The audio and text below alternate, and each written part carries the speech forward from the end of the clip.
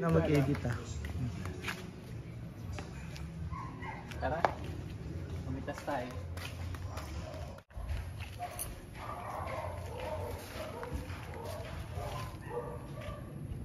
Dami oh.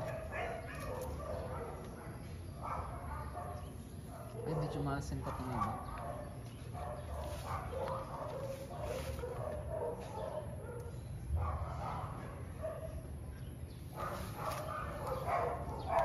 Ang dami. Ano yan? Ang daming bunga. Mulberry. Oh. Ang dami. Kinakain yan? Oo, masarap to. Sige nga, try mo nga. Kinakain din ng ibon. Naku, mapagalita ka ng kapitbahay natin. Kuha ka ng kuha dyan. Paalam ka muna. Ay, okay lang. Pengi ah. Inubo ako? Huli na nagpaalam.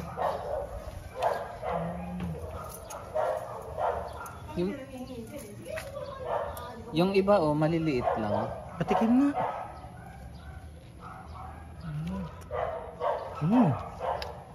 Sarap. Iba nga nun eh, ang dami naghahanap niyan eh. Parang hindi siya nawawala ng bunga. Oo. Lalo ang ulan, ang bunga. Parang nandito ka pa lang sa isang sangay, ang dami mo na makukuha. Dami ng bunga.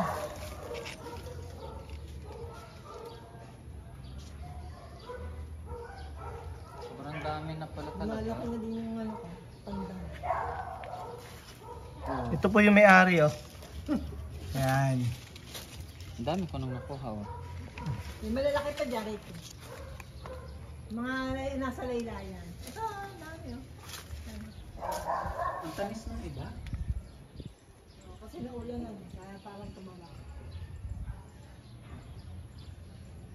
Yung sa likod niya nung dyan, santasa. Isa, lalagay sa lamin sa makatan niya, wala na laman, tinira na, kinain na ng tatay niya.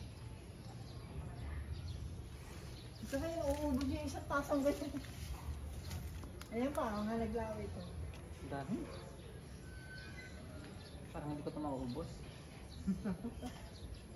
Ito lang oh, baka si Alara ilagay sa repen doon eh. Ewan ko, ang mga kain na niya.